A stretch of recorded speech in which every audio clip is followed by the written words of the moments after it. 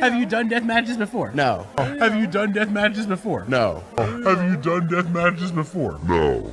Lies! You have had a death match. You had a death match against me at High Tension Wrestling Midsummer Nightmare because you, Brew Valen, are the spoiler. I know this. Why are you lying to Opinion City? Because I know who you are under that mask. I know that you are the spoiler, and I will never let you escape that. Let's get on my soapbox.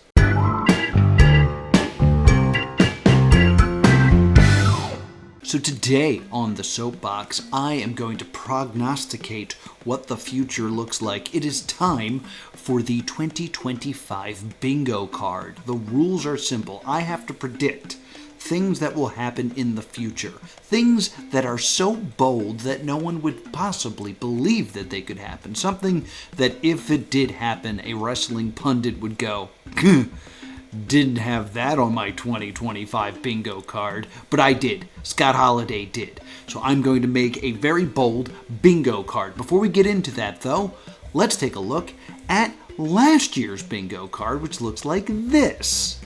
Now, as you can see, I got 3-2, depending on how you look at it. I said that Gritty would have a match. Gritty did actually have a match WrestleMania weekend. I believe it was at Philadelphia. It was one of the no-ring shows, one of the no-ring deathmatch shows that happened in Philadelphia during WrestleMania weekend.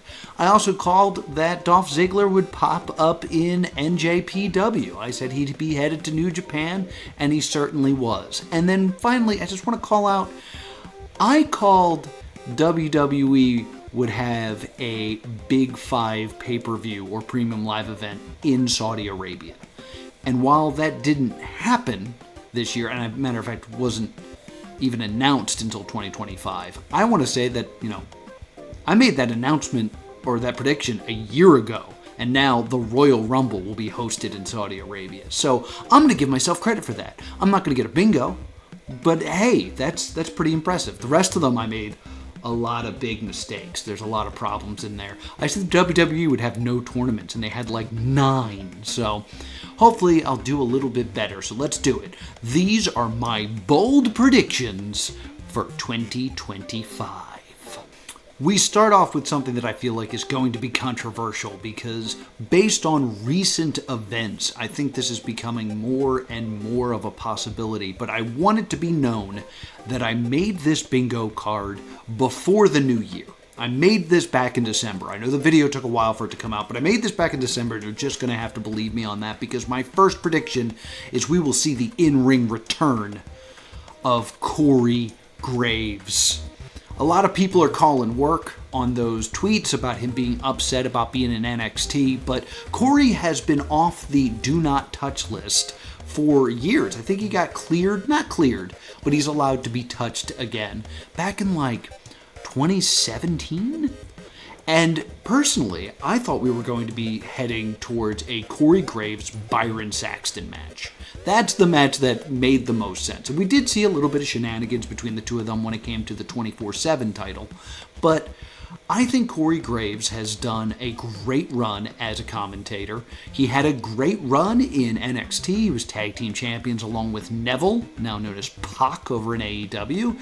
But he never really got to have that main roster moment. I'm not saying like, oh, he's going to have a big WrestleMania match. He might. But I could definitely see him either popping up in the Royal Rumble or having a match with maybe a Wade Barrett, or if I had to pick one match, a match with Pat McAfee. I think Pat McAfee versus Corey Graves is something that they've been planting seeds for a while, and I think we might see that in 2025. Next, this one I had some troubles with. I was going to put on my bingo card that we would see AJ Lee in the Royal Rumble. And I thought that was too obvious. I thought that was too obvious to say AJ Lee, because if I was going to go for the biggest possible surprise in the Royal Rumble, AJ Lee is what everyone will think about. But I still wanted to do a Royal Rumble prediction, since that's right around the corner. And I think this is pretty bold. A Royal Rumble winner will be someone who hasn't wrestled in the WWE for a year. And I'm going to clarify here. I'm saying that they will not have wrestled on the main roster for a year. So it could be someone from NXT, it could be someone that had wrestled recently in AEW, but I'm calling for either a big debut or a big return, and that leads to a victory in the Royal Rumble. Now, remember, a year, that does mean that I will not get credit if it is Becky Lynch or if it's The Rock, because they did wrestle at WrestleMania. But I think what I'm basically putting my eggs in the basket of are people like Charlotte Flair, Alexa Bliss, or some other huge surprise like a returning Malachi Black, or maybe Trick Williams shows up and surprises everybody, but that's what I'm kind of leaning on. Someone who hasn't wrestled on the main roster in a year will win the Royal Rumble. And my next one I think might be the one I'm the most confident in, despite the fact that it sounds so insane. I believe that in 2025, we will see John Cena wrestle in TNA. John Cena has basically done everything in his wrestling career, and now on his final run in the world of professional wrestling, what's left for him to do, really? Well, wrestle somewhere other than the WWE.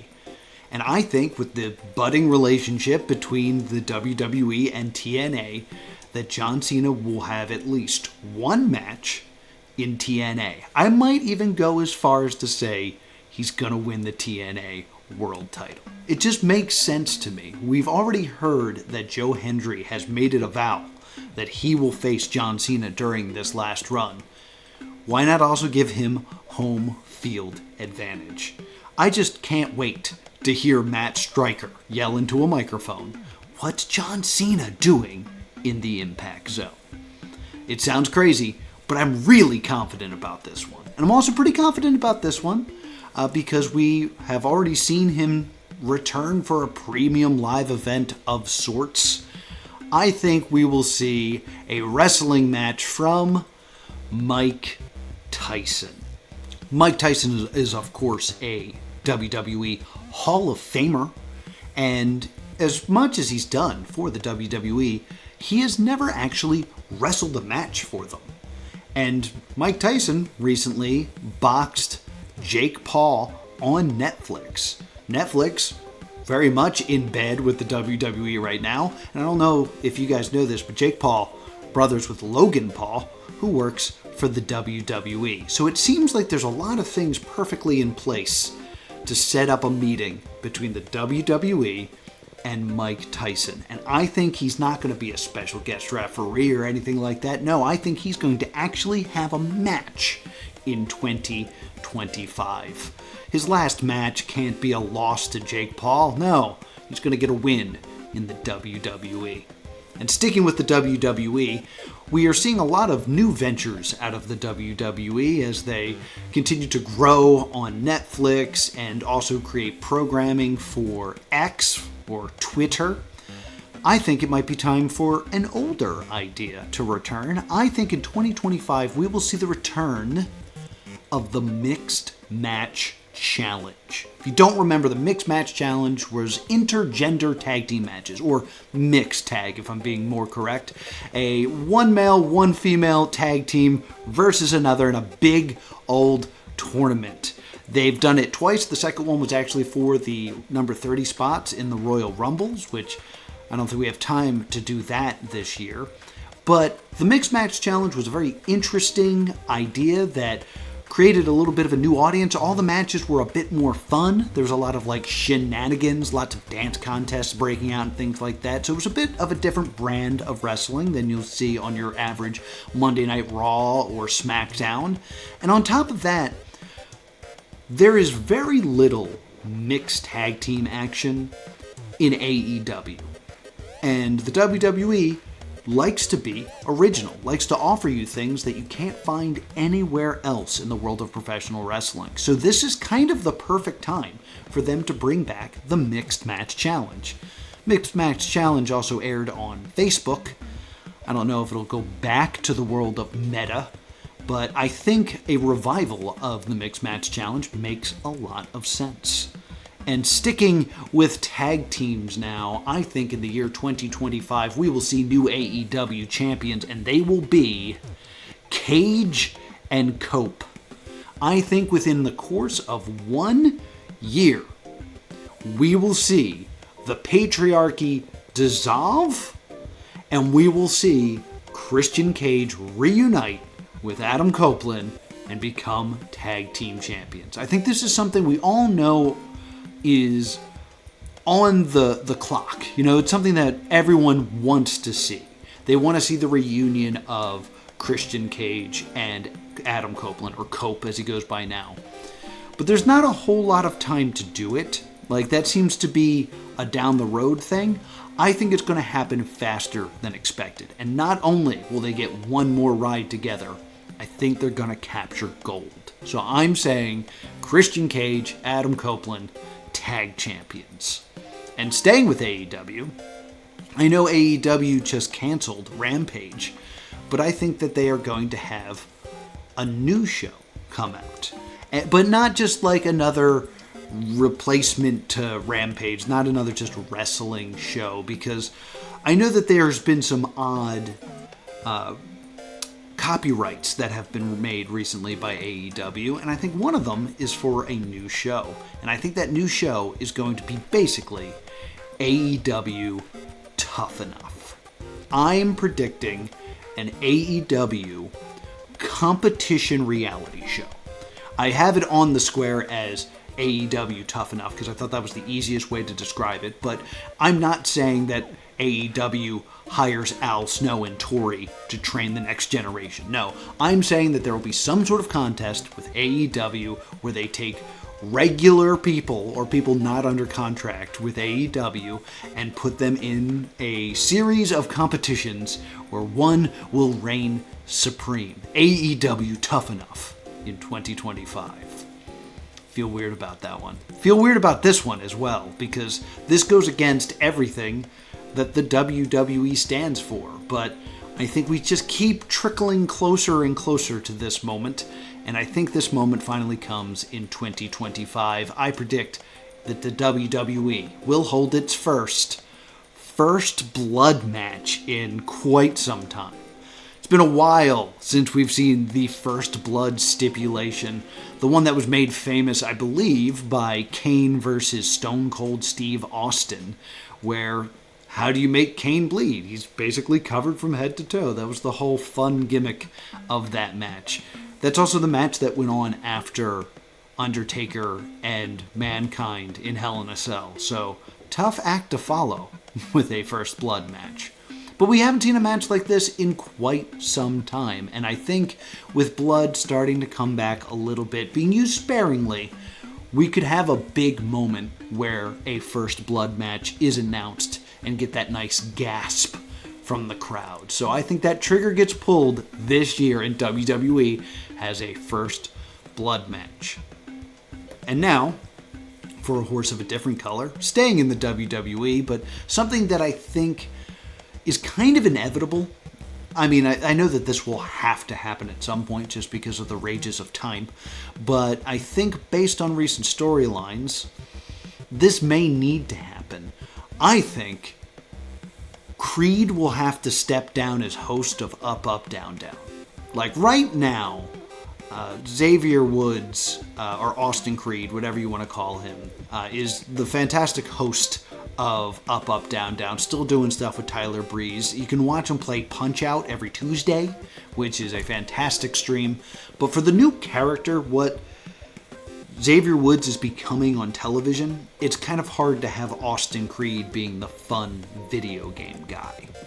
It's very similar to how when the Young Bucks became the EVPs, they really couldn't do being the elite anymore, and they had to kind of hand that off to the Dark Order.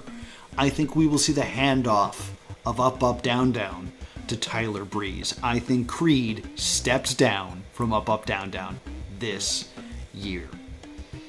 I've already said a lot of ridiculous stuff, and this one might be the most ridiculous, but it's the one I'm the most invested in.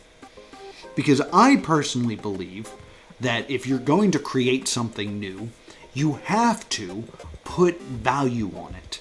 And there's something in the world of wrestling that currently they refuse to put value on. So let's put some value on it right now. I believe we will see the WWE Speed Championship defended on a PLE. The Speed Championship is exclusive to Twitter, and maybe that's part of the contract and I'm just completely wrong here. But they do not talk about the Speed Championship basically at all. Like, I've screamed 100 times into this very microphone. Candice LeRae was the Speed Championship going into War Games. That match that featured so many champions. Why not have her show off that shiny title? I think they really, if they want to do something with Speed, if they want Speed to be important, if they want to drive people to X to watch this, they have to make that title important. And to spotlight it on a premium live event would be a great start. So this year, we see that defended on a premium live event. Probably not WrestleMania. Probably a smaller one. Maybe a pre-show, but that'll still count.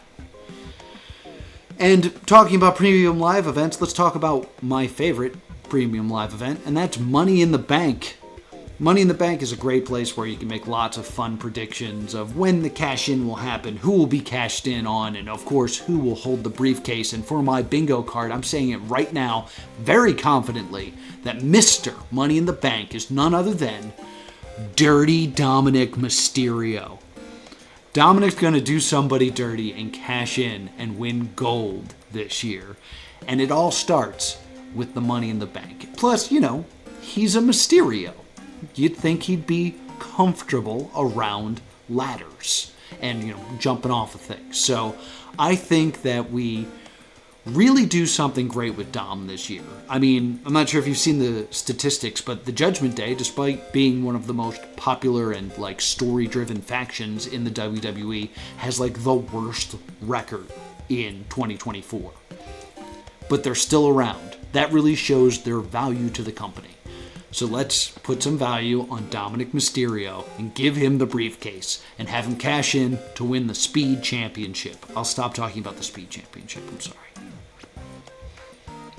And let's call a very strange story now.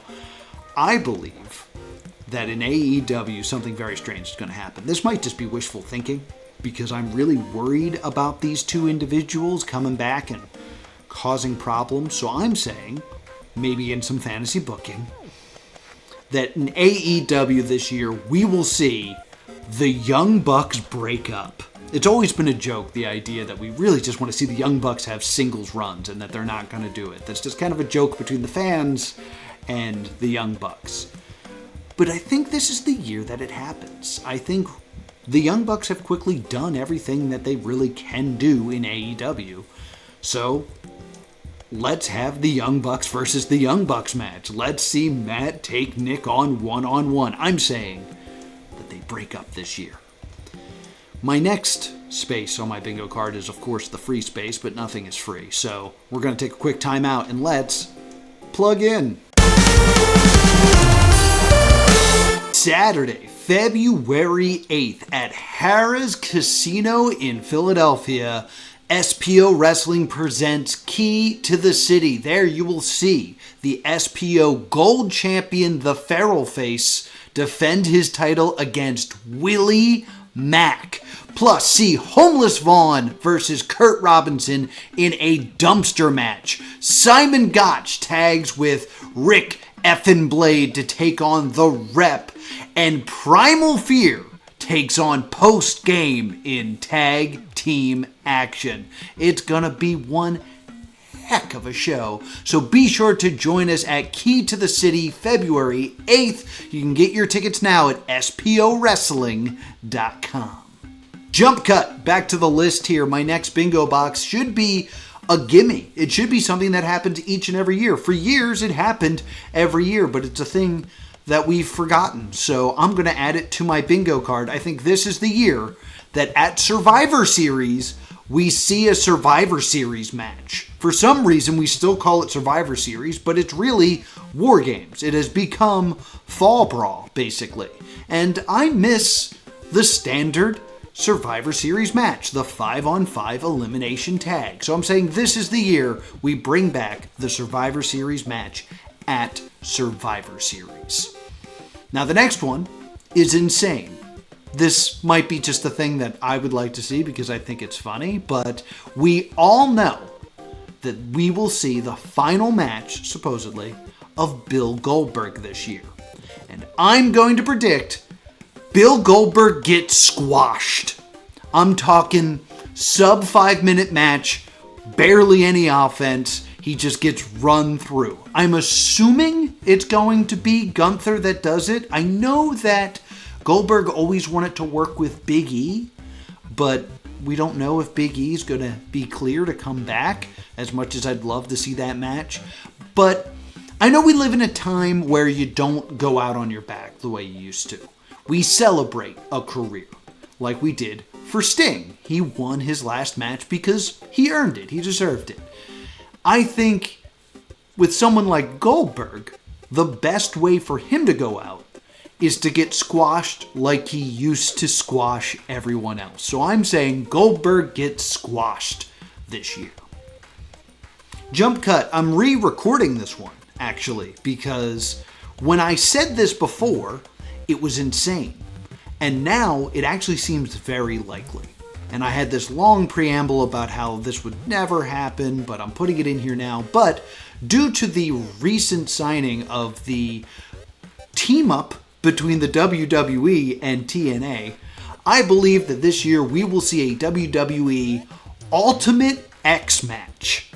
Like, basically, every other match has happened inside the WWE. And the one thing that TNA has that hasn't really been touched by another company is Ultimate X.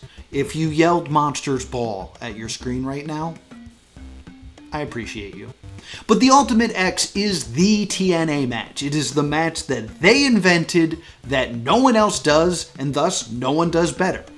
And I think I could see the WWE grabbing it, pulling it over to their side. Most likely it'll be at a takeover. This seems very NXT. You get a lot of high flyers, but I could also see people like Johnny Gargano and Pete Dunne really wanting to have one of these matches.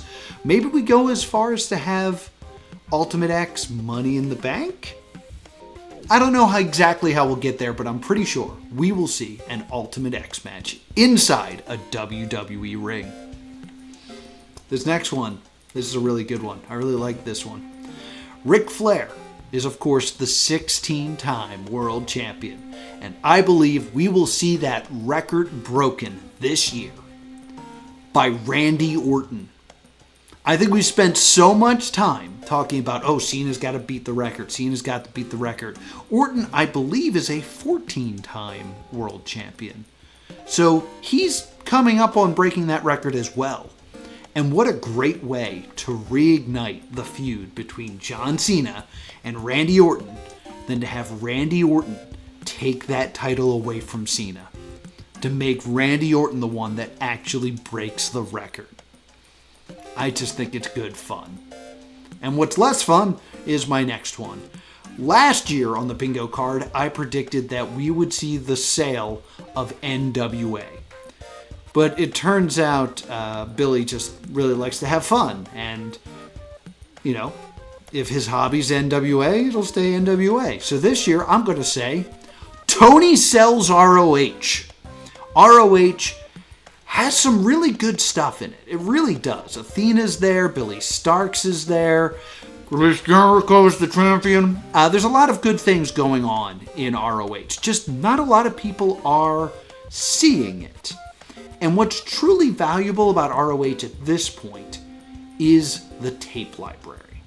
Now, I think there's a good chance that Tony will take these tapes and create some AEW branded documentaries. Those can go up on Max. I know Tony is desperately looking for a place to host ROH television, but I think for this one, to make it more of a bold prediction and, throw in some negativity, I think ROH will be sold by Tony at some point. Probably just for the tape library. There's a chance someone will buy it and attempt to keep it going, but for the most part, I think the most valuable part of ROH at this point is the money that could be made off of it. The next one is the only return. I didn't want to repeat myself too much when it came to the bingo card, but there was something on last year's bingo card that I think I just placed it in the wrong year, because I think this is the year we will see a premium live event that is 2 nights in 2 locations. Now, I've kind of broadened this to say a premium live event rather than just saying WrestleMania, because I think there's a chance that we might see a 2-location Royal Rumble now that we have word that the Royal Rumble is going to be taking place in Saudi Arabia. I should clarify. They're going to announce a 2-night, 2-location premium live event. I'm not necessarily saying it takes place this year, but I think it'll be announced this year. Mostly my theory upon this is they promised, and by they I mean John Cena, promised the idea of an England WrestleMania. I don't think that will ever happen just because of time zone issues. But what you could do is have one night in England and another night here in the States. That would happen for WrestleMania 42, the 40th anniversary of WrestleMania 2, which was in multiple locations. And you could also do a nice thing where it's in England and Philadelphia. There was talk about them returning to Philadelphia after WrestleMania 40. I know it was a little chilly, but overall they really liked running WrestleMania in Philadelphia. And that would then mirror Live Aid, which was a big concert that took place in England and in Philadelphia. So I think with all those factors kind of blowing together, I think this will be the year we see 2 locations for the same premium live event. And speaking of WrestleMania, there is an event that always goes on WrestleMania weekend. It's not a WWE event, but I believe it will have some WWE flair this year. I believe that a WWE signed talent will win the GCW clusterfuck this year. If you don't know, this is a match very similar to the Royal Rumble, but it has 1 billion people in it. Just anyone that's around WrestleMania weekend with any type of name value gets thrown into this match.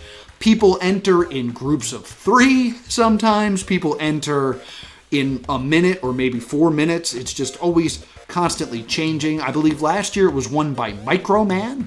And this year, I'm going to say a WWE signed talent wins this.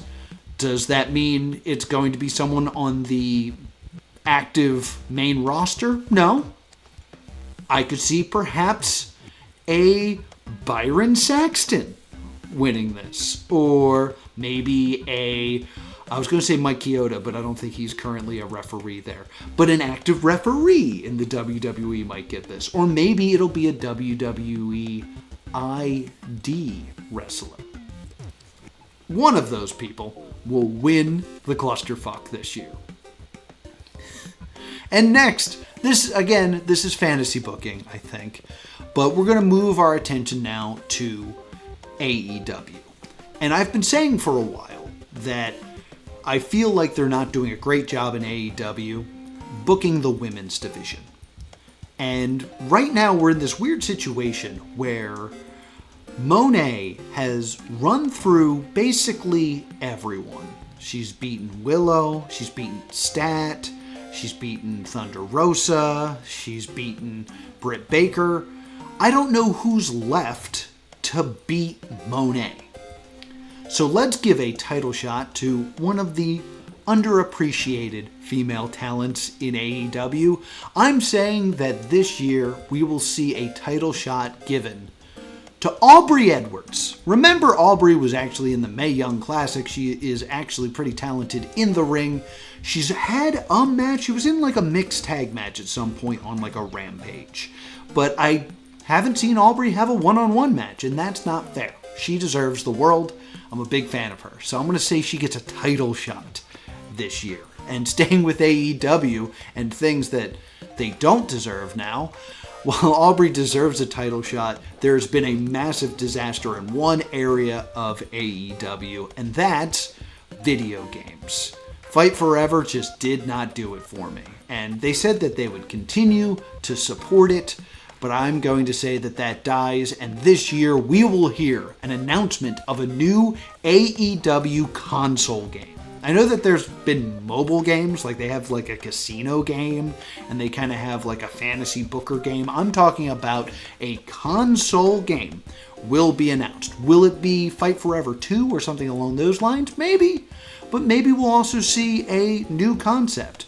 I wouldn't be surprised if they just went absolutely crazy and put out something like a Crush Hour, where it was like car combat, and you got to drive around as like the scapegoat bus. The scapegoat bus, that's what I wanted to say.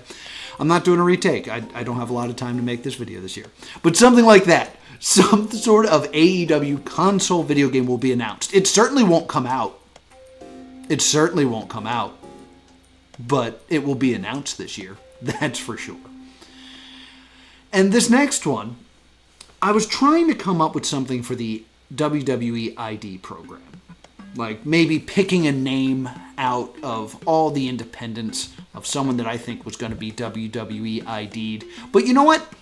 That's coming down the pike. I'm going to do my top 10 breakout stars of 2025 very, very soon. So what can I do with the WWE ID program? Well, I looked into how the ID program works, and WWE has like the first refusal to someone. Like if somebody wants to sign a WWE ID, WWE has the right to refuse that deal from going through and make an offer themselves. But if they don't want to make that offer, if someone makes a very generous offer and really wants a WWE talent, WWE can let them go.